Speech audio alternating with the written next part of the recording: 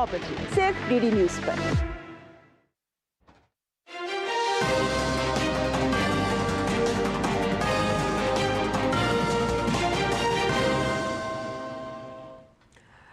नमस्कार, आप देख रहे हैं डीडी न्यूज में हूं आशा गुलाटी और आगे बढ़ने से पहले एक नजर सुर्खियों की तरफ।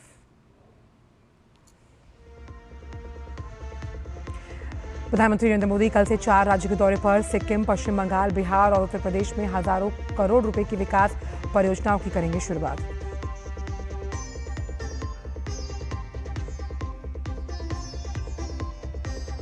संजय झा की अगुवाई में इंडोनेशिया पहुंचा ऑल पार्टी डेलीगेशन। ऑपरेशन सिंदूर आउटरीच के तहत अन्य शिष्टमंडल भी वैश्विक मंच पर पाकिस्तान को बेनकाब करने में जुटे।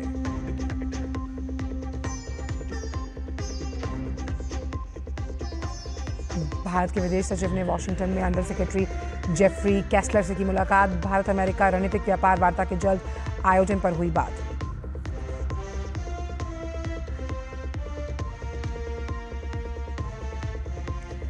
अमेरिका में विदेशी छात्रों के वीजा इंटरव्यू पर अस्थायी रोक।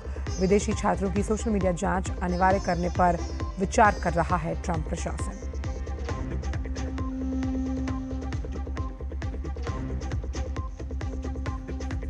और इस साल जून से सितंबर तक सामान्य से अधिक 106% बारिश का अनुमान। मध्य प्रदेश से ज्यादा, लेकिन बिहार झारखंड में कम बारिश के आसार।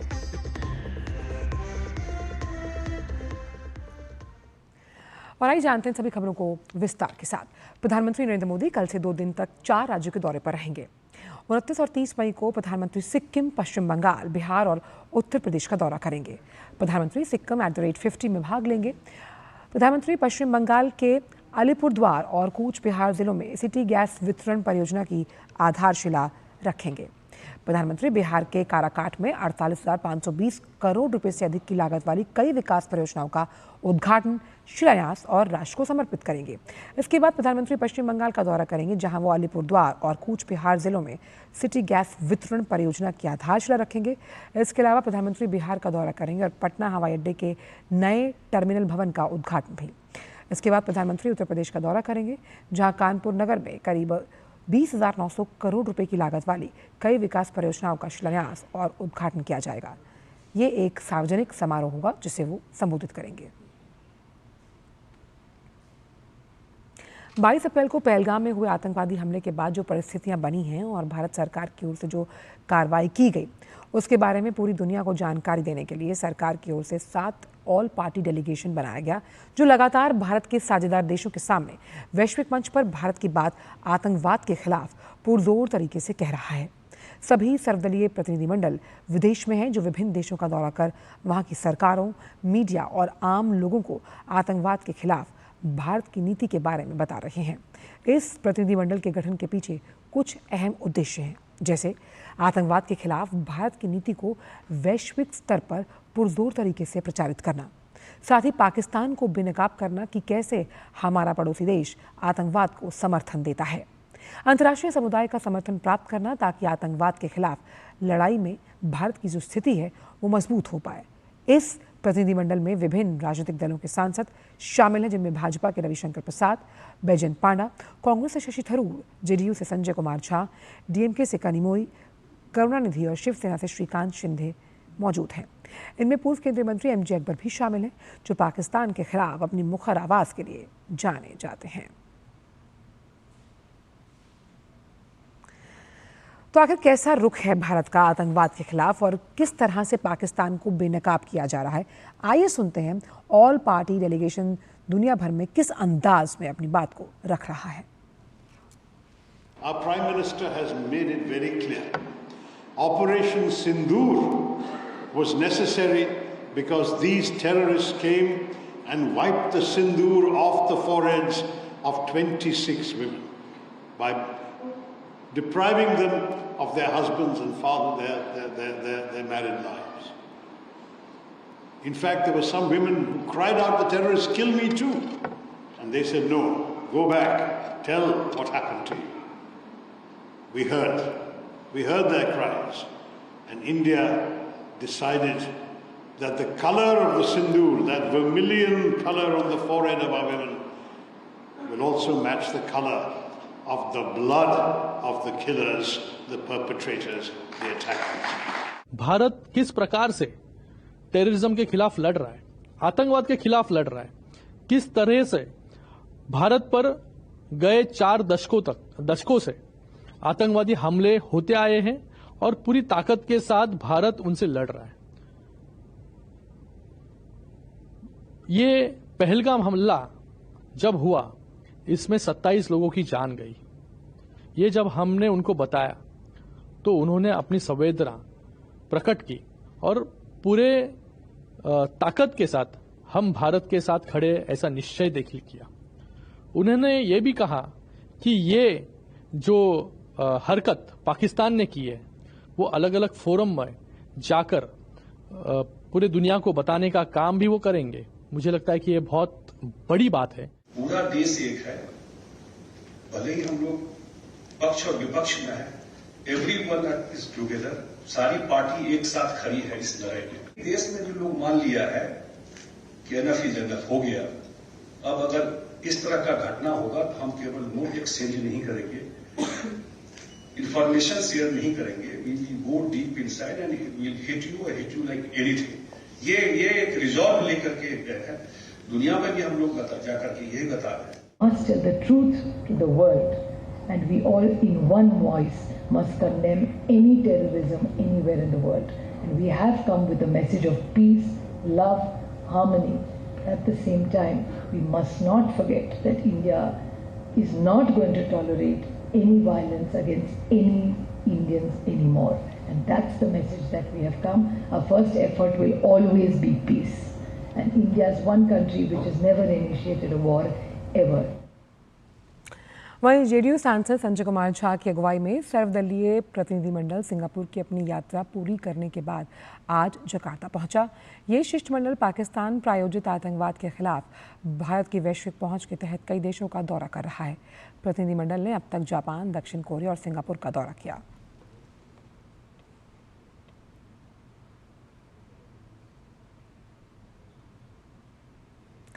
कुवैत में सर्वदलीय प्रतिनिधिमंडल का जो नेतृत्व कर रहे भाजपा सांसद विजन पांडा हैं, उन्होंने कहा कि प्रधानमंत्री नरेंद्र मोदी के दौरे के बाद से भारत और कुवैत के बीच सुरक्षा और आतंकवाद के खिलाफ साझा सहयोग के लिए समझौते हुए।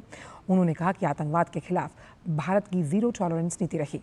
उन्होंने साथ ये मांग की कि पाकिस्तान को FATF ग्रे सूची में डाला जाए ताकि पाकिस्तान को जो आर्थिक सहायता मिल रही है वो उसका दुरुपयोग ना करे।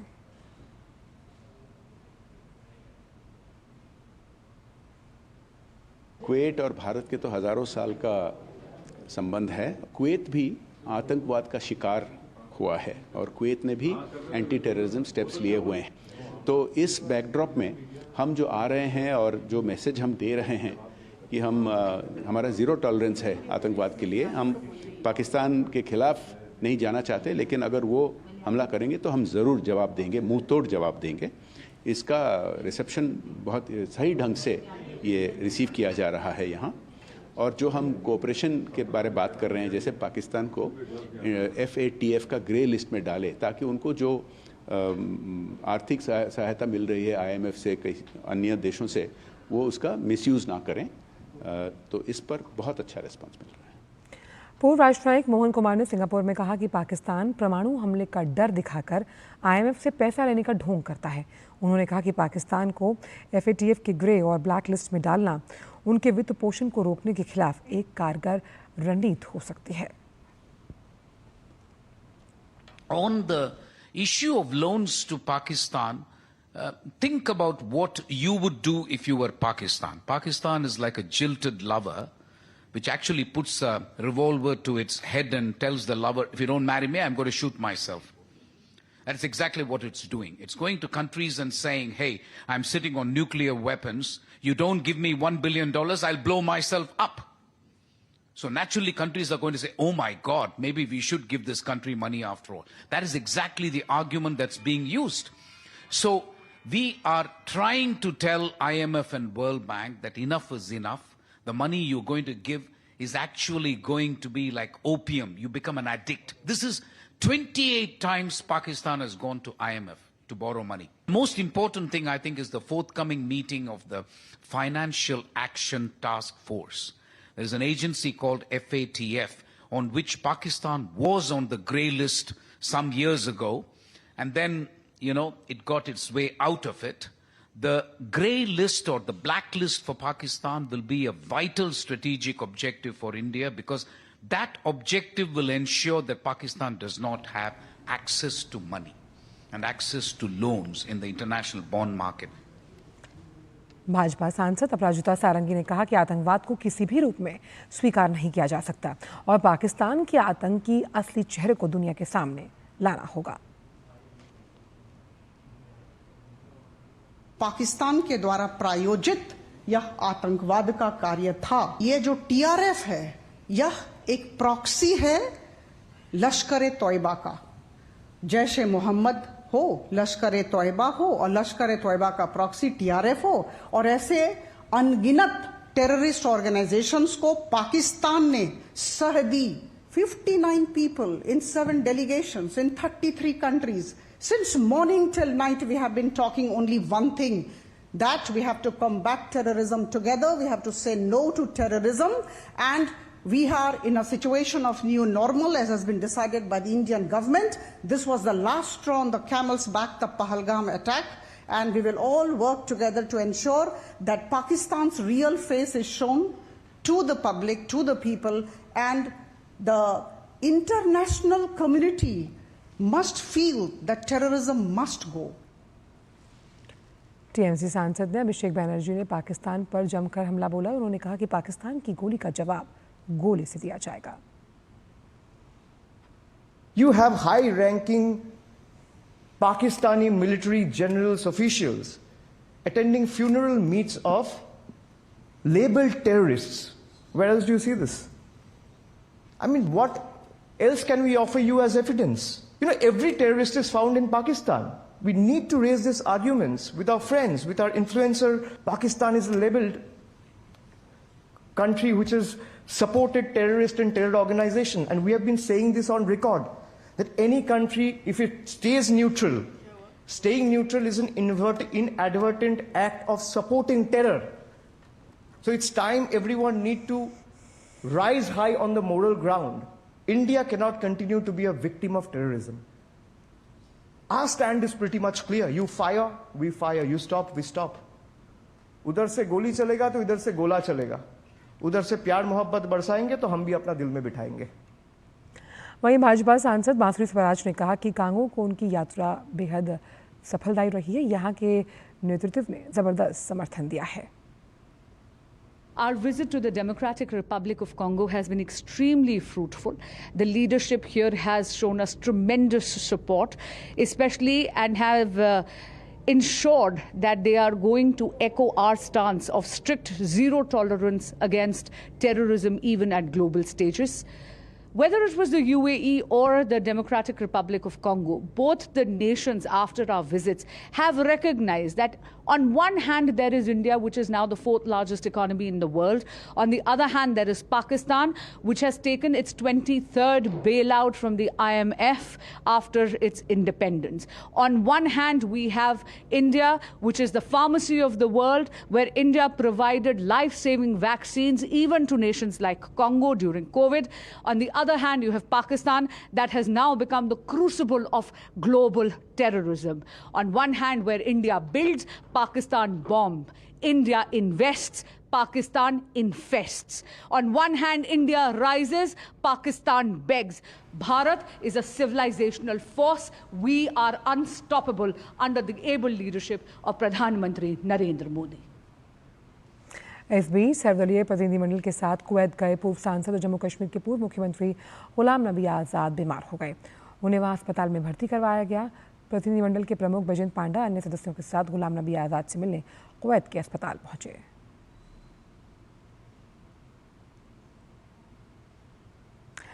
कांग्रेस सांसद शशि थरूर की अगुवाई में सर्वदलीय शिष्टमंडल पनामा पहुंचा हुआ है। यहां शिष्टमंडल के सभी सदस्यों ने पनामा सिटी के एक मंदिर में पूजा अर्चना भी की है।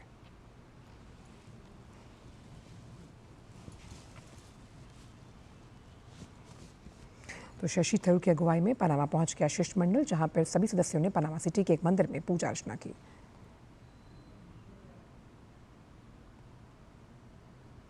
वक्त छोटे से ब्रेक का है।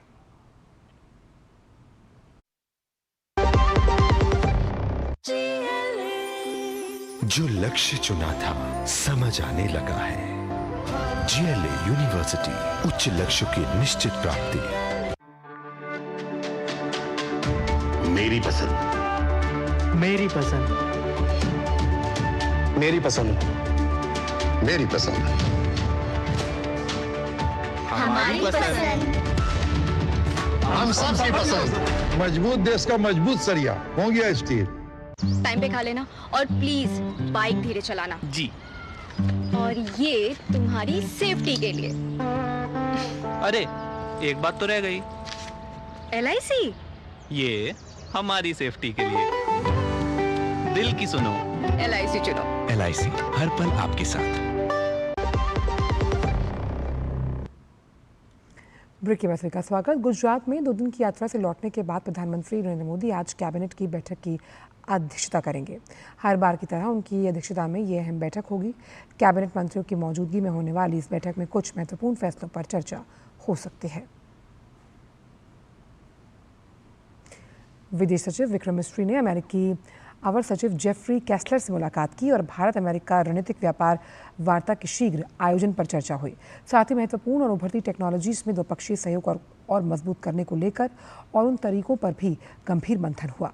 ये मुलाकात रणनीतिक महत्व के क्षेत्रों में नई दिल्ली और वॉशिंगटन के बीच उच्च स्तरीय सहयोग को आगे बढ़ाने की दिशा में एक महत्वपूर्ण कदम है।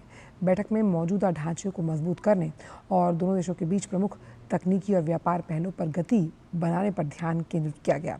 वॉशिंगटन में भारतीय दूतावास ने एक्स को जवाब दिया। विदेश सचिव विक्रम मिस्री ने महत्वपूर्ण और उभरती हुई टेक्नोलॉजीज में भारत अमेरिका सहयोग को आगे बढ़ाने के लिए अवर सचिव जेफरी कैस्लर से मुलाकात की।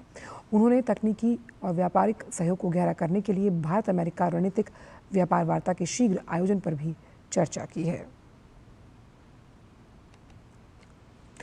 मुंबई आतंकी हमले के साजिशकर्ता तहव्वुर राणा ने दिल्ली के पटियाला हाउस कोर्ट में याचिका दायर कर अपने परिवार से बात करने की अनुमति मांगी। स्पेशल जज चंद्रजीत सिंह इस याचिका पर आज सुनवाई करेंगे। इससे पहले भी 24 अप्रैल को कोर्ट तहव्वुर राणा को अपने परिवार के सदस्य से बात करने की अनुमति की मांग को खारिज कर चुका है। राणा फिलहाल न्यायिक हिरासत में है। NIA ने 10 अप्रैल को शाम को तहव्वुर राणा को दिल्ली के पालम वायुसेना अड्डे पर उतरने के साथ ही गिरफ्तार कर लिया था। 9 मई को कोर्ट ने राणा को 6 जून तक की न्यायिक हिरासत में भेजा था। खबर पंजाब से, जहां नशीली दवाओं और अवैध हथियार तस्करी नेटवर्क पर एक बड़ी कार्रवाई में anti narcotics task force border range Amritsar ने बुधवार को 3 ड्रग तस्करों को गिरफ्तार किया। हथियार और गोला बारूद बरामद किया गया। पंजाब के पुलिस महानिदेशक गौरव यादव ने बताया कि गिरफ्तार तस्करों की पहचान मनोजीत सिंह पीटर और लवजीत सिंह उर्फ राजा के रूप में हुई, जिन्हें अमृतसर के अटारी रोड स्थित शंकर ढाबे के पास गिरफ्तार किया गया। पुलिस ने उनके पास से 4 PX-5 स्टॉर्म पिस्तौल, 521 ग्राम हेरोइन, 7 मैगजीन और 55 जिंदा कारतूस बरामद किए हैं। उत्तर प्रदेश के बरेली में जिला पुलिस ने अवैध रूप से रह रहे बांग्लादेशी और रोहिंग्याओं की पहचान के लिए विशेष अभियान शुरू किया। 26 मई से 10 जून तक चलने वाले इस अभियान का उद्देश्य जिले में अवैध रूप से रह रहे बांग्लादेशी और रोहिंग्या नागरिकों की पहचान कर उन्हें देश से बाहर निकालना है। इस अभियान के तहत हर थाना क्षेत्र में 2-2 टीमें गठित की गई, जो संदिग्ध लोगों का डेटा इकट्ठा कर उनका सत्यापन करेंगी, जिनकी पहचान बांग्लादेशी या रोहिंग्या के रूप में होती है, जिन्हें डिपोर्टेशन सेंटर में रखा जाएगा और सत्यापन के बाद देश से बाहर कर दिया जाएगा। भारत सरकार ने सभी जिलों को इस बाबत निर्देश जारी किए ताकि घुसपैठ पर रोक लगाई जा सके। इससे पहले देश में अवैध रूप से रह रहे पाकिस्तानी नागरिकों को भी भारत ने बाहर निकाल दिया था। केवल लॉन्ग टर्म वीजा पर रह रहे लोगों को ही देश में रहने की अनुमति दी गई। जनपद बरेली में 15 दिवसीय अभियान 25 मई से 10 जून का हम लोगों के द्वारा शुरू किया गया है। इस अभियान में सभी थाना क्षेत्रों में एक टीम गठित की गई है, जिसमें उप निरीक्षक, पुरुष कांस्टेबल और महिला कांस्टेबल बनाए गए हैं। इनको ट्रेनिंग दी गई है, इनको समझाया गया है क्या प्रोसीजर है। इनका मेन काम ये है कि ये सुबह और शाम दोनों टाइम पे अपने थाना क्षेत्र के एरिया में ये विसूचना संकलित करेंगे कि कहाँ बाहर के लोग आवासित हैं जो अस्थायी रूप से वहाँ रह रहे हैं। जाके उनसे बातचीत करेंगे, उनका सत्यापन करेंगे। ये देखेंगे कि कोई बांग्लादेशी या रोहिंग्या तो वहाँ पे नहीं रह रहा है। अगर ऐसा कोई व्यक्ति रहता हुआ पाया जाता है तो उसमें नियम ये है कि उसको डिटेंशन सेंटर में रखा जाए और उसके बाद 30 दिन के अंदर उसका वेरिफिकेशन कराया जाए। अगर ये पाया जाता है कि वो बांग्लादेशी या रोहिंग्या है तो उसको प्रॉपर नियमानुसार जो MHA की गाइडलाइंस है उसके हिसाब से डिपोर्ट किया जाए। चेन्नई के ईस्ट कोस्ट रोड पर स्थित एक निजी अम्यूजमेंट पार्क में मंगलवार को बड़ा हादसा हुआ। यहाँ टॉप गन नाम की एक जॉय राइड अचानक खराब हुई, जिसमें करीब 30 से लोग 50 फीट की ऊंचाई पर हवा में फंसे। इनमें महिलाएं और बच्चे भी शामिल थे। ये घटना शाम करीब 6 बजे की है, जब राइड के इंजन से तेज आवाज़ आई और मशीन अचानक बीच हवा में रुकी। स्थानीय पुलिस के साथ साथ अग्निशमन और बचाव सेवा विभाग के कर्मियों ने फंसे हुए लोगों को सुरक्षित नीचे उतारा। ये बचाव अभियान 3 घंटे से ज़्यादा समय तक चला। लोगों को सुरक्षित निकालने के लिए स्काई लिफ्ट का इस्तेमाल किया गया। आज 28 मई है। आज के दिन अब से 2 वर्ष पहले 28 मई 2023 को प्रधानमंत्री ने नए संसद भवन का उद्घाटन किया। प्रधानमंत्री ने भवन को राष्ट्र को समर्पित करते हुए इसे नए भारत के नए युग का सूत्रपात बताया। देखिए नए संसदीय सफर से जुड़ी और उनकी खूबियों को बताती हुई ये रिपोर्ट। संसद का ये नया भवन भारत के विकास से विश्व के विकास का भी आह्वान करेगा। भारत की नई संसद बदलते भारत की बदलती तस्वीर की गौरवशाली दास्तां को बयां करती है। दुनिया के सबसे बड़े लोकतंत्र की परिपक्वता और उसके नए सपनों को साकार देने की कहानी है भारत की नई संसद। नई संसद अपने 2 वर्ष पूरे कर रही है और इन 2 वर्षों में उसने बदलाव की एक बड़ी कहानी लिख दी है, जिसमें सबसे बड़ा बदलाव है नई संसद का पहला विधेयक, जो भारत के लोकतंत्र की आंतरिक सशक्तिकरण की कहानी कहता है, जिसमें नारी वंदन अधिनियम 2023 लोकसभा और राज्य विधानसभाओं में महिलाओं के लिए 33% आरक्षण का प्रावधान करता है। विधेयक संविधान के अनुच्छेद 368 के उपबंधों के अनुसार अपेक्षित बहुमत द्वारा पारित हुआ। महिलाओं को अधिकार देने का, महिलाओं की शक्ति का उपयोग करने का वो काम, शायद ईश्वर ने ऐसे कई पवित्र काम के लिए मुझे चुना है। 19 सितंबर की ये तारीख इसीलिए इतिहास में अमरत्व को प्राप्त करने जा रहे हैं। नई संसद की तमाम खूबियां हैं। त्रिकोणीय आकार के नए संसद भवन का स्वरूप विभिन्न धर्मों में पाए जाने वाली पवित्र ज्यामिति से प्रभावित है। इसका डिजाइन और सामग्री पुरानी संसद की पूरक है, जो अगले 150 वर्षों तक कार्य करने में सक्षम है। लोकसभा कक्ष में 543 के बजाय 888 सीटें हैं, जिसकी क्षमता बढ़कर 1200 से अधिक हो सकती है। लोकसभा का उपयोग दोनों सदनों की संयुक्त बैठक हेतु किया जाता है। राज्यसभा कक्ष अब 250 के बजाय 384 संसद सदस्यों को समायोजित कर सकता है।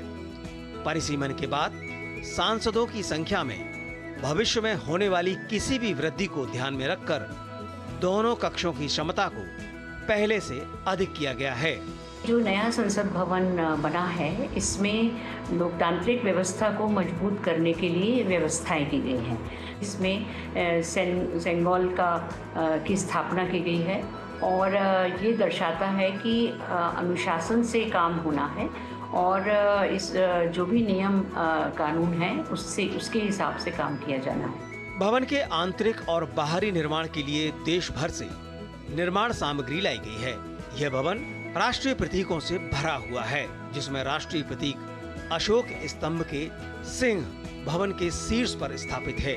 गोल्डन राजदंड यानी सेंगोल स्पीकर के पोडियम के पास लोकसभा कक्ष में मौजूद है और नई संसद विविधता में एकता की हमारी विरासत को भी आगे बढ़ाती है। नई संसद में पर्यावरण के अनुकूल दृष्टिकोण के अनुसार सभी रिकॉर्ड, सदन की कार्यवाही, प्रश्न और अन्य को डिजिटाइज किया गया है। इसके अतिरिक्त टैबलेट और आईपैड एक आदर्श प्रदर्शित करते हैं। जाहिर है, विकसित भारत के सपनों को साकार करने में एक नई उम्मीद है हमारी नई संसद। Rishi Kumar, DD news, Delhi. और अब बात मौसम से जुड़ी हुई। मौसम विभाग ने राजधानी दिल्ली में 30 मई तक बारिश होने का पूर्वानुमान जताया। हालांकि पश्चिमी राजस्थान में भीषण गर्मी और लू जैसी स्थिति बनी रह सकती है। वहीं मौसम विभाग ने मुंबई समेत महाराष्ट्र के कई जिलों में भारी बारिश और आंधी तूफान के लिए रेड अलर्ट जारी किया। पहाड़ी इलाकों की बात करें तो जहां हिमाचल प्रदेश में आईएमडी ने अगले 2 दिनों में राज्य के कुछ हिस्सों में ओलावृष्टि के लिए ऑरेंज अलर्ट जारी किया और अगले 3 दिनों के लिए तेज बारिश होने की संभावना जताई है। इसके साथ ही आईएमडी ने 1 जून तक पश्चिमी तट, केरल, कर्नाटक और गोवा के लिए भारी वर्षा की चेतावनी दी है।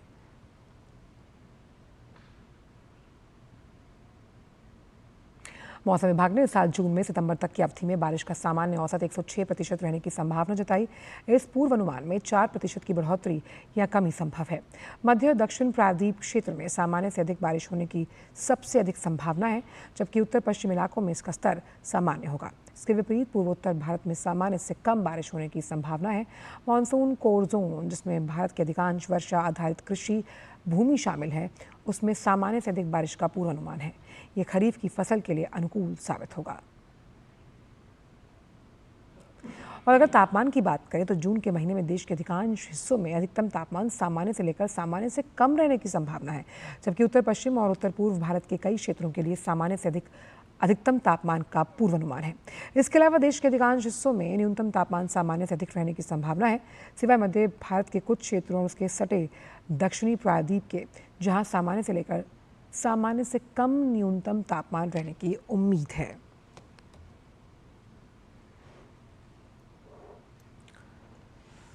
और मौसम पर ज़्यादा जानकारी के साथ जुड़ रहे हैं हमारे संवाददाता तापस भट्टाचार्य। तापस, वो कहते हैं कि प्रभु की माया, कहीं धूप कहीं छाया। ऐसे भी कई राज्य हैं जहां पर हम एक वर्षा की बूंद के लिए तरस रहे हैं और कहीं पर ऑरेंज अलर्ट जारी किया गया है। क्या वजह है? और हालांकि एक गुड न्यूज़ ये है कि इस बार जून में गर्मी कम सताएगी। ये तमाम पेपर्स की आज हेडलाइन थी। फैक्ट है।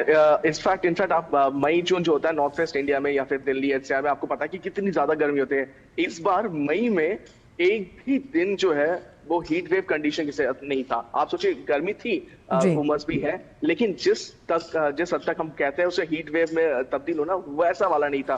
पहली चीज तो ये। दूसरी चीज ये है कि अभी मौसम जो है, अभी मानसून चल रहा है और मानसून इस बार बहुत सालों बाद, इनफैक्ट रिकॉर्ड तो टाइम है से पहले ये केरला में आया, मुंबई में आया एक। और इसी के साथ साथ जो अहम चीज है कि ये एक साथ आने के साथ साथ ये पूरा जो हम साउथ देख रहे हैं, डाउन साउथ या पूरा वेस्ट कोस्ट देख रहे हैं, वहां पे भारी मात्रा में बारिश हुई है। कोस्टल कर्नाटका, आंध्र प्रदेश के इलाके, मध्य प्रदेश के इलाके, केरला, ये पूरा आपका वेस्ट कोस्ट है, वहां पे हमने पूरी बारिश देखी है। तो ये दर्शाता है कि इस बार मानसून अच्छे तरीके से आ रहा है। और आईएमडी का भी जो फोरकास्टिंग का रहा है, अभी जो लॉन्ग रेंज फोरकास्टिंग उन्होंने कल की थी, उन्होंने कहा कि इस बार 106%।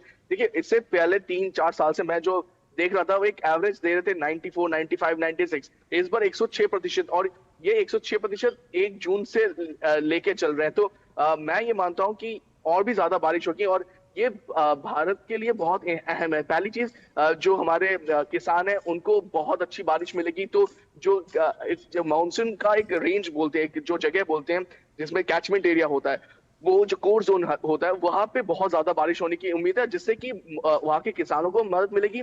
और जो आपको याद होगा कि पहले के जमाने ये खोद के रखते थे कि क्या पानी आएगा, बारिश होगी तो वो जगह जो है भर जाएगी, वो पूरी तरह से भर जाएंगे। ये 2-3 सालों से वो उस तरीके से भर नहीं रहे थे, तो वो एक फायदा होने वाला है। जो आपके ऊपर की तरफ है, पूरा जो देश है, उसमें हमने देखा है कि अबव एवरेज रेनफॉल की भी बात रखी गई है। जम्मू कश्मीर के कुछ इलाके और नॉर्थ ईस्ट के कुछ इलाके छोड़ दिया जाए तो सब जगह पे बहुत अच्छी बारिश की संभावनाएं जताई गई है। तो ये एक अच्छी चीज है। दिल्ली वासियों को थोड़ा वेट करना पड़ेगा। औसतन समय होता है जून के आखिरी। अच्छा, ये क्योंकि आप लगातार मौसम विभाग को कवर करते हैं, तो अपने तय समय से मॉनसून का पहले आना, जो ग्लोबल इकोसिस्टम है एनवायरनमेंट का, क्या ये एक सकारात्मक संकेत है कि माँ प्रकृति के प्रति शायद हम कुछ और संवेदनशील हुए हैं? देखिए, ये सिस्टम में क्या है, ये एक्चुअली जो मॉनसून है ये सिर्फ इंडिया और सब कॉन्टिनेंट का नहीं है, ये वर्ल्ड सिस्टम में तैयार होता है। एक वोर्टेक्स तैयार होता है। आपको याद होगा जब ये मॉनसून आने वाला था, उससे पहले एक साइक्लोनिक सर्कुलेशन तैयार हुआ था। एक 2-3 सिस्टम तैयार हुए थे बे ऑफ बंगाल में, अरबियन सी में। इनफैक्ट जो ईरान पाकिस्तान की साइड में एक दबाव भी बना था, उससे भी ये एक चीज से नहीं होता है। ये कह सकते हैं इसको बहुत बड़ा एक सिस्टम है, उस सिस्टम के जरिए ये थोड़ा जल्दी आया है, क्योंकि सिस्टम इस तरीके से काम किया। जनरली ये एक तरीके से चलता है। इस बार चूंकि ना एल नीनो था, ना ला नीना था, न्यूट्रल आईओडी था, तो इस चक्कर में ये सब चीजें मिला के आप देख सकते हैं कि ये इनफैक्ट ये भी है कि जल्दी भी आया है, उसकी एक तीव्रता भी है, और उसमें एक खासा हम देख पा रहे हैं कि जिस तरीके से बारिश हो रही है। हम अपने कई कारकों में देख रहे हैं कि अरब सागर और बंगाल की खाड़ी में जो नमी बढ़ी है उसकी वजह से ये पहले और कृषि क्षेत्र के लिए ये अपने आप में एक बहुत सुखद खबर है, क्योंकि जिस तरह से जब हम आरबीआई की बात करते हैं और हम मुद्रास्फीति यानी कि इन्फ्लेशन की बात करते हैं, तो अगर आपका मानसून अच्छा है तो कहीं ना कहीं जिस आर्थिक प्रगति को हम रूरल डेवलपमेंट से जोड़कर देखते हैं, अच्छा मानसून होना इस बात का सबसे बड़ा शुभ संकेत है। बहुत सही आपने कहा, ये बहुत बड़ी चीज है। हम बार बार इस चीज को बोलते हैं, मानसून लोग क्यों इतना सरकार इस पे क्यों इतना देती है। आरबीआई की एक रिपोर्ट तक आई थी कि मानसून और उसके वो जो पूरी चीज है उस पे एक रिपोर्ट ले गई थी कि किस तरीके से उसको नजर रखा जाना चाहिए, पूरा सिस्टम को मैपिंग की जानी चाहिए, क्योंकि मानसून से आपकी इकोनॉमी बहुत हद तक जुड़ी हुई है। आज भी आपका एग्रीकल्चर, आपका सारा का सारा चीज जो है वो उसके ऊपर बहुत हद तक बेस्ड है। आप सोचिए, अगर हाइड्रो इलेक्ट्रिसिटी की बात करें, डैम्स तभी काम करेंगे, हाइड्रो इलेक्ट्रिसिटी तब काम करेंगे जब बारिश होगी। बारिश का पानी जब एक कैचमेंट एरिया पे आता है, फिर उसके बाद वो नीचे आता है, जिससे हाइड्रो इलेक्ट्रिसिटी क्रिएट होती है। एग्रीकल्चर की हमने ऑलरेडी बात की गई है, मैक्रो इकोनॉमिक्स में कितना महत्वपूर्ण है एग्रीकल्चर, फार्मर्स के लिए कितना अहम है। तो बारिश होना, स्पेशली उस कोर जोन में बारिश होना, वो बहुत महत्वपूर्ण हो जाता है। और इस बार लग रहा है कि ये बम्पर हार्वेस्टिंग भी होगी, बम्पर बारिश होगी तो बम्पर हार्वेस्टिंग होगी, बम्पर हार्वेस्टिंग होगी तो ज्यादा से ज्यादा लोगों को फायदा मिलेगा, किसानों को फायदा मिलेगा, जो लोग हैं रिटेल में उनको फायदा मिलेगा। उसके साथ साथ जो पूरा का पूरा सर्कुलर इकोनॉमी है जो एग्रीकल्चर के ऊपर बेस्ड है, उसको बहुत बड़ा पुश मिलने वाला है। और वहीं इसलिए लगातार कहा जा रहा है कि अगर महाराष्ट्र तो क्या दिल्ली नेक्स्ट होगा। और ऐसे में मॉनसून आने से पहले तमाम जिन राज्यों का हम जिक्र कर रहे हैं, जहां पर कहीं पर ऑरेंज अलर्ट भी और कहीं पर अभी मॉनसून बिना सब सून है, किस तरह से राज्यों की तैयारी है मॉनसून से निपटने के लिए? क्योंकि हम जानते हैं कि मॉनसून जिस तरह से आता है तो कई ऐसी समस्याएं हैं जो पैदा होती हैं, खासतौर पर आवाजाही से जुड़ी हुई, उनसे निपटने के लिए किस तरह से तमाम जो राज्य हैं जहां ज्यादा बारिश का अंदेशा जताया जा रहा है उन्होंने अपनी कमर कसी हुई है? मैं इस क्वेश्चन पे आऊंगा आंचल, लेकिन एक आपको अपडेट अभी दे देता हूं। एक लो प्रेशर सिस्टम तैयार हो रहा है north west Bay of Bengal, Orissa के कोस्ट के ऊपर। ये जो है ये साइक्लोन में तब्दील हो सकता है, लेकिन इस वक्त जो है ये एक वेल मार्क्ड एरिया कहा जा सकता है, और अगले 24 घंटे में ये एक डिप्रेशन में तब्दील होगा। डिप्रेशन जो होता है एक सिस्टम तैयार होता है, डिप्रेशन के बाद डीप डिप्रेशन होता है, उसके बाद एक साइक्लोनिक जो सर्कुलेशन या फिर साइक्लोन की सृष्टि जो होती है वो कहा जा सकता है। तो हम एक साइक्लोन देख पाएंगे अगले कुछ दिनों में उड़ीसा के तट पे। तो ये बहुत इंपॉर्टेंट है। इनफैक्ट उड़ीसा में अगले 2 दिन में मॉनसून आने वाला है, तो वो वहां के जो लोग हैं, पूरा ईस्ट कोस्ट है, वहां पे बहुत हद तक बारिश होने वाली है। पूरा वेस्ट बंगाल, उड़ीसा, वो जो पूरा कोस्ट है ईस्ट का, वहां पे बहुत ज्यादा बारिश होने वाली है। तो जो आपका प्रश्न था, आईएमडी और मिनिस्ट्री ऑफ अर्थ साइंसेस ने इशू किए जाते हैं बार बार। एक तो मिनिस्ट्री ऑफ एग्रीकल्चर को एक एडवाइजरी जारी किया जाता है, उसके साथ साथ जितने भी स्टेट गवर्नमेंट्स हैं उन सबको एडवाइजरी जारी की जाती है कि क्या क्या किया जाना चाहिए। आपको याद होगा अभी दिल्ली में हाल ही में जब बहुत ज्यादा बारिश हुई थी और बहुत ज्यादा हवा चली थी, वो रात में हम लोगों ने करीब 12-1 बजे करीब आईएमडी ने इशू किया था। हम लोगों ने भी दूरदर्शन के जरिए लोगों को एडवाइजरी जारी की थी कि आप घर पे रहिए, सतर्क रहिए। तो इस तरीके की एडवाइजरी जारी की जाती है। स्टेट गवर्नमेंट को भी उनको बताया जाता है कि किस किस जगह पे बारिश ज्यादा होने की संभावना है, उन जगहों पे डिसिल्टिंग की जाए, वहां पे उनकी जो नालियां उनको क्लीन की जाए, वहां पे ज्यादा से ज्यादा लोगों को मौजूद किया जाए, पंप स्टेशन तैयार रखे जाए जिससे कि पानी इकट्ठा ना हो, और अगर इकट्ठा हो भी जाता तो उसको जल्द से जल्द निकाला जा सके। तो ये पूरा का पूरा जो सिस्टम है वो तैयार किया जाता है। एक और अहम चीज है कि अभी जैसे परसों एक इवेंट हुआ था, उसमें भारत फोरकास्टिंग सिस्टम शुरू किया गया। बेसिकली ये एक तरीके का नाउकास्ट सिस्टम है। नाउकास्ट सिस्टम क्या होता है कि अगले 2 घंटे में 1 घंटे में जो बारिश हो सकती है, इस तरीके के अनुमान हो सकता है, वो दिया जाता है। पहले क्या होता था कि वो 9 से 14 किलोमीटर का दायरा मापा जाता था। विदेशों में इनफैक्ट अगर आप जानते हैं हम लोग बाहर जब जाते हैं हम लोग नोट करते हैं कि वहां का क्या सिस्टम है, यूएस के ये, यूरोप के ये, वहां पे 9 से 14 किलोमीटर का एक रेडियस होता है जहां पे नावकास्ट दिया जाता है कि अगले 6 घंटे में, अगले 7 घंटे में यहाँ पे लाइटनिंग होगी, या फिर यहाँ पे बारिश होगी, यहाँ पे हवा चलेगी, कुछ भी होगा, ये दिया एक नावकास्ट बोला जाता है, ये वार्निंग दी जाती है। अब ये नावकास्ट जहाँ पे विदेशों में जो डेवलप कंट्रीज है वहां पे 9 से 14 घंटे है, यहाँ पे उसको 9 से 14 किलोमीटर का जो दायरा है उसको यहाँ पे इंडिया में 6 किलोमीटर कर दिया गया, यानी कि आपको सटीक जानकारी 6 किलोमीटर के रेडियस तक भी मिल सकती है। तो उससे क्या होगा कि आपको जो डिस्ट्रिक्ट वाइज जो इन्फॉर्मेशन आती थी वो और ज्यादा प्रबल और ज्यादा इंपॉर्टेंट हो जाती है। बिल्कुल, और ये सटीक आकलन आपको रियल टाइम मॉनिटरिंग में भी हेल्प करता है। बहुत बहुत शुक्रिया तापस इन जानकारियों को हमसे साझा करने के लिए, और हम जल्द उम्मीद करते हैं कि दिल्ली तक भी जो मॉनसून है वो जल्द पहुंचेगा। वक्त छोटे से ब्रेक का है, ब्रेक के उस पर भी खबरों का सिलसिला रहेगा जारी। देखते रहिए डीडी न्यूज़। जब धरती चीर कर निकलता है लोहे का पत्थर और मिलता है मोंगिया के जोश से, फिर तपता है, पिघलता है और बनता है फौलाद। अब होता है सरिया सारी खूबियों के साथ। मोंगिया स्टील, मजबूत देश का मजबूत सरिया। वाह यार, क्या सही हुआ। मेरा भी मन करता है कुछ करने का।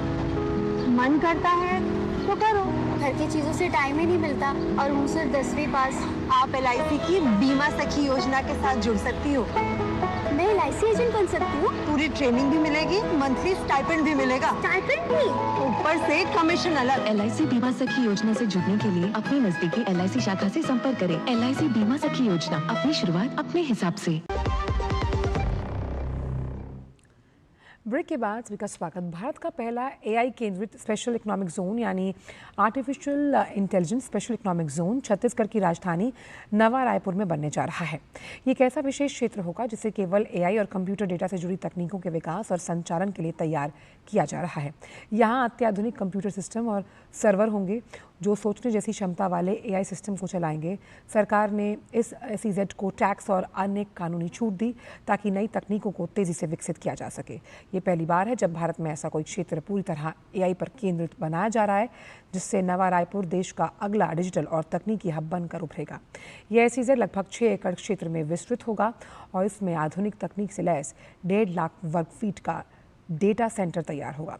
इस परियोजना का विकास Rack Bank Data Centres Private Limited कर रही है, जो करीब 1000 करोड़ रुपए का निवेश करेगी। मुख्यमंत्री विष्णुदेव साय ने कहा कि ये निवेश युवाओं के लिए रोजगार के नए अवसर और राज्य के लिए तकनीकी पहचान लाने के साथ साथ डिजिटल इंडिया और मेक इन इंडिया के विजन को आगे बढ़ाएगा। भारत में पहली बार 2 पोटैश ब्लॉक की नीलामी हुई।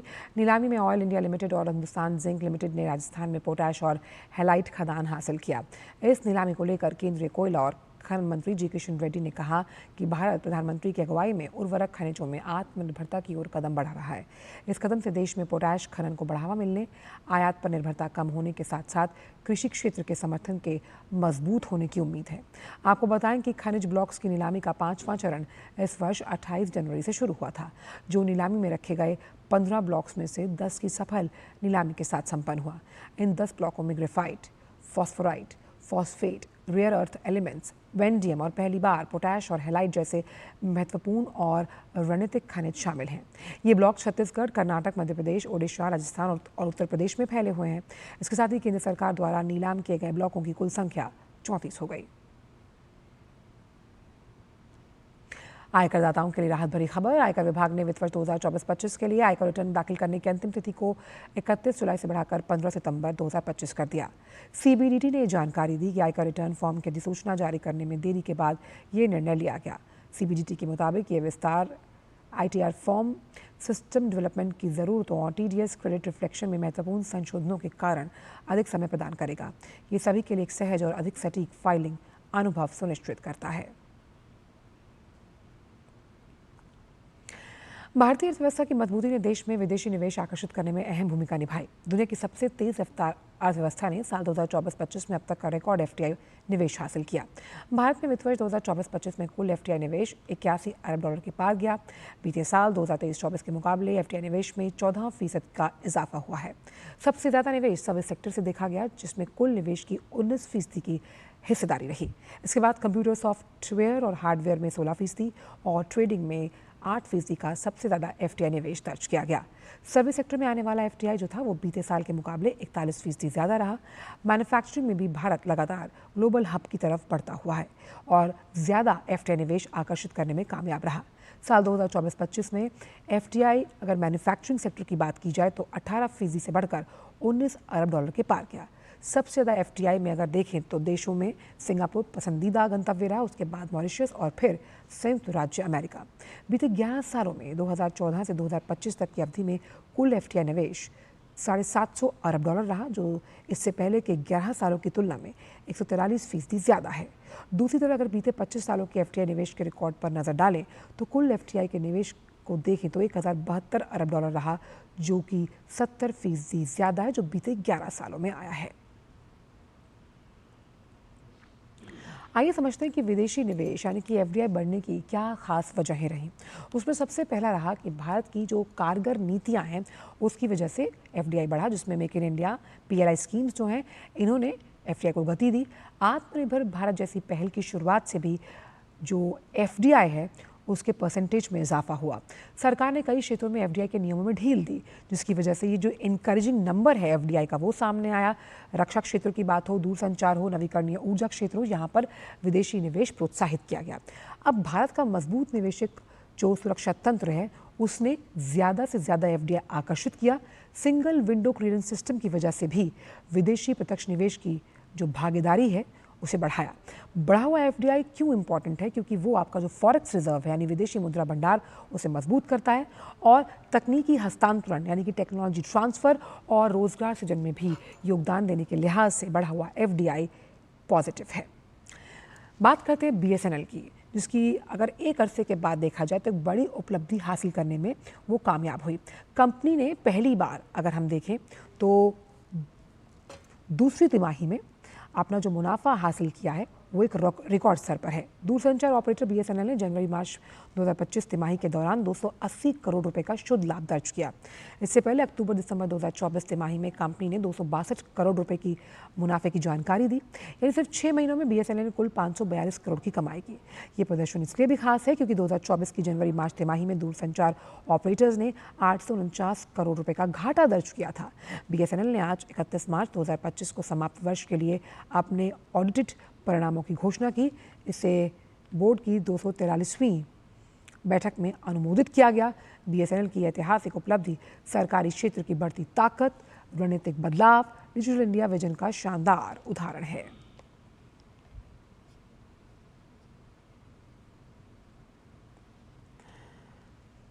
प्रधानमंत्री नरेंद्र मोदी ने स्वतंत्रता सेनानी वीर सावरकर को उनकी जन्म जयंती पर श्रद्धांजलि दी। उन्होंने कहा, विदेशी हुकूमत की कठोर से कठोर यातनाएं भी मातृभूमि के प्रति उनके समर्पण भाव को डिगा नहीं पाई। आज़ादी के आंदोलन में उनके अदम्य साहस और संघर्ष की गाथा को कृतज्ञ राष्ट्र कभी भुला नहीं पाएगा। देश के लिए उनका त्याग और समर्पण विकसित भारत के निर्माण में भी पथ प्रदर्शक बना रहेगा। प्रधानमंत्री ने स्वतंत्रता सेनानी वीर सावरकर की जयंती पर एक वीडियो भी साझा किया है।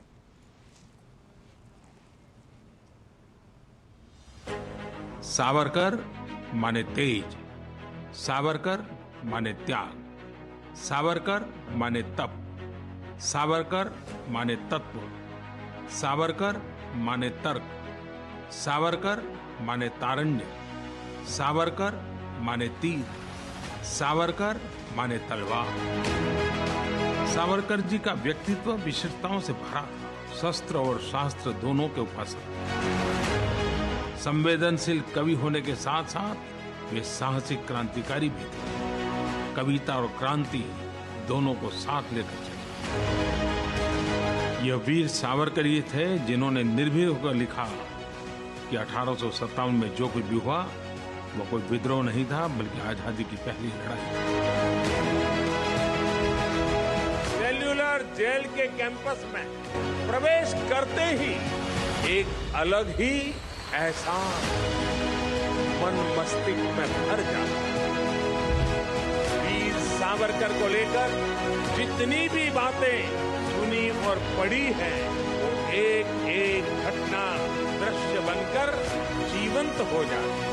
वो कोठरियां जहां वीर सावरकर जैसे सैकड़ों हजारों महान क्रांतिवीरों को यातनाएं दी जहां पर उन्होंने इतने वर्ष बिताए वो व्यक्तिगत रूप से हम सबके लिए इसी मंदिर से कम नहीं।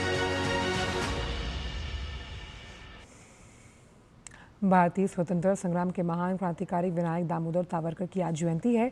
वीर सावरकर स्वतंत्रता सेनानी होने के साथ साथ कवि, लेखक, इतिहासकार और समाज सुधारक भी थे। ये एक ऐसे क्रांतिकारी थे जिन्हें दो आजीवन कारावास की सजा सुनाकर काला पानी की सजा दी गई और सेलुलर जेल भेजा गया। ब्रिटिश शासित भारत में 1883 में जन्मे वीडी सावरकर ने देश को औपनिवेशिक बेड़ियों से मुक्त कराने के लिए जो अटूट समर्पण दिखाया, उसके लिए उनकी प्रशंसा और उन्हें आलोचना दोनों मिली। देखिए रिपोर्ट के जरिए।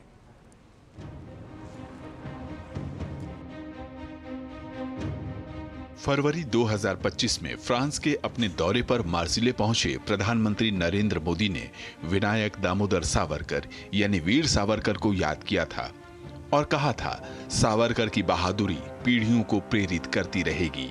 प्रधानमंत्री ने उस घटना को याद किया जब सावरकर ने अंग्रेजों के जहाज से बीच समंदर में छलांग लगा दी थी। ये अंग्रेजी दास्ता से मुक्ति की छलांग थी, लेकिन नियति का ताना बाना ऐसा था कि सावरकर ने 10 साल तक काला पानी की सजा काटी। पीएम मोदी ने उन्हें याद करते हुए लिखा था, मार्सिले पहुंचा हूं, भारत की स्वतंत्रता की खोज में इस शहर का विशेष महत्व है। यहीं पर महान वीर सावरकर ने साहस पूर्वक भागने का प्रयास किया था।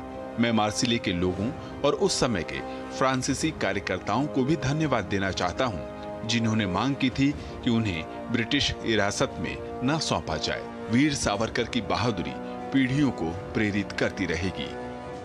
दरअसल भारतीय स्वतंत्रता संग्राम के इतिहास में वीर सावरकर सा उत्साह पैदा करने वाला नाम बिरला ही है। एक क्रांतिकारी, स्वतंत्रता सेनानी, लेखक और राजनीतिक नेता के रूप में विभिन्न भूमिकाएं निभाने वाले विनायक दामोदर सावरकर, जिन्हें वीर सावरकर के नाम से जाना जाता है, उन्होंने देश के इतिहास पर एक अमिट छाप छोड़ी है। सावरकर माने तेज, सावरकर माने त्याग, सावरकर माने तप,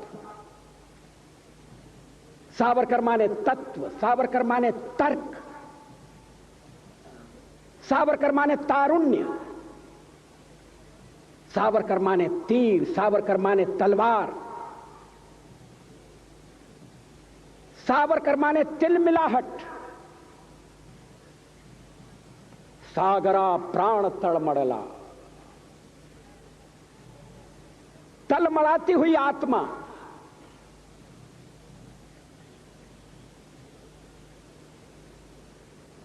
सावरकर माने तितीक्षा,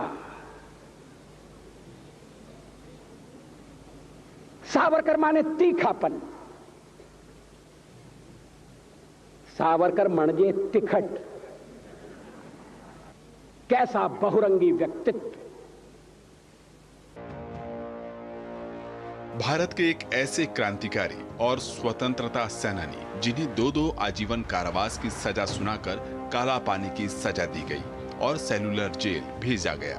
करीब 10 वर्ष कोलू चलवाकर कठोर अत्याचार किया गया, परंतु क्रूर अंग्रेजों के आगे वे झुके नहीं। वह प्रसिद्ध क्रांतिकारी, स्वतंत्रता सेनानी, समाज सुधारक, इतिहासकार और विचारक थे।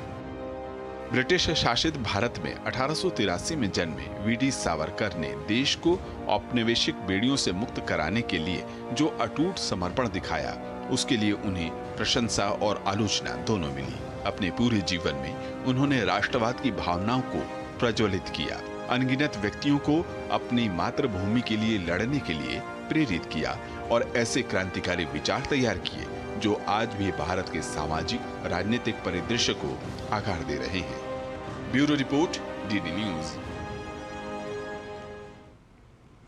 आगामी 21 जून को होने वाले अंतर्राष्ट्रीय योग दिवस को लेकर सभी तैयारियां जो हैं वो शुरू हो गई हैं। दुनिया भर में लोगों पर योग का खुमार चढ़ने लगा। इसी क्रम में शंघाई में भारत के महावाणिज्य दूत प्रतीक माथुर ने चीन एशिया आर्थिक विकास संघ के अध्यक्ष झू दी और अन्य योग प्रति उत्साही कई चीनी नागरिकों से मुलाकात की। इस दौरान दोनों पक्षों के बीच इस क्षेत्र में योग को बढ़ावा देने और स्वास्थ्य और कल्याण के लिए समग्र दृष्टिकोण को प्रोत्साहित करने के तरीकों पर चर्चा हुई है।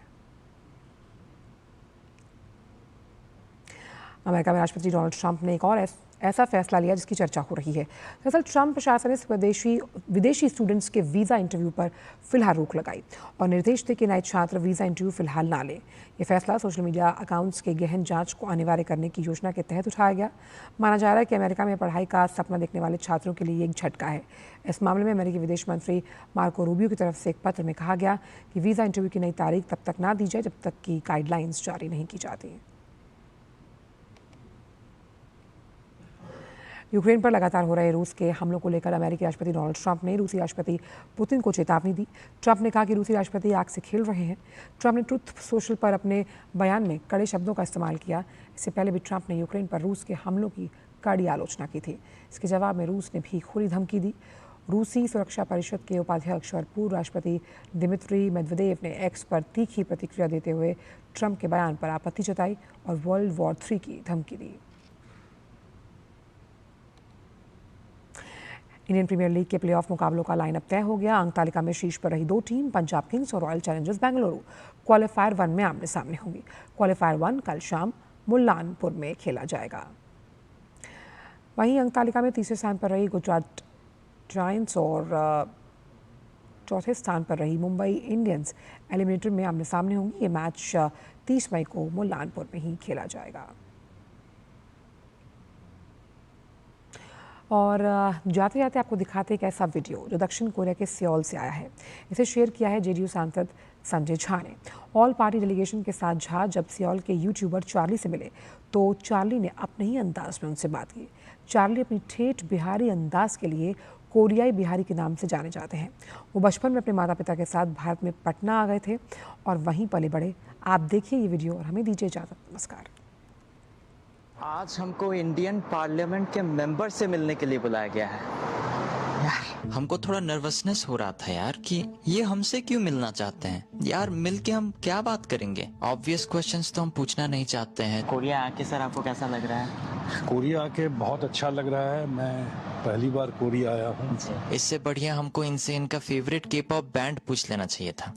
खैर सर का नाम है Sanjay Kumar Jha and he is a member of parliament from Bihar. थोड़ी देर बात किए फिर दिमाग में एक ढंग का सवाल आया। सर तो आपका कोरिया में आने का मेन वजह यही कहा जा सकता है? मेन वजह और ओनली वजह सबसे बड़ी बात है कि साउथ कोरिया सिक्योरिटी काउंसिल में है, यूनाइटेड नेशन में। हम लोग ये बताने आए हैं कि आतंकवाद का कोई रिलीजन नहीं। वो कहीं किसी को आज हमारे घर में आया है, कैसे 9/11 यूएस में जाके कराया था, वो कहीं भी आ सकता है। सबसे बड़ा आतंकवादी कौन था? Bin Laden. कहाँ मिला? तो उसको और कहीं सेफ जगह नहीं मिला दुनिया में, पाकिस्तान में मिला। कुछ गंभीर बातें करने के बाद अब पता चला सर हमसे क्यों मिलना चाहते थे। मधुबनी गेल रही है? हाँ मधुबनी गेल रही है। दही चूहा मेरा फेवरेट है सर। कभी कभी विश्वास नहीं होता है कि बिहारी भाषा बोलने के लिए हमको ऐसे अनुभव मिल रहे हैं। हम बिहार में पले बड़े हैं और आज मेरा जितना भी नाम कमाई हुआ है ये बिहार की वजह से ही हुआ है। तो हमको काफी गर्व होता है कि हम बिहार से हैं और बिहार में पले बड़े हैं। चेहरा से नहीं लग रहा है? चेहरा से नहीं लग रहा है, टोन से पूरा बिहारी लग रहा है।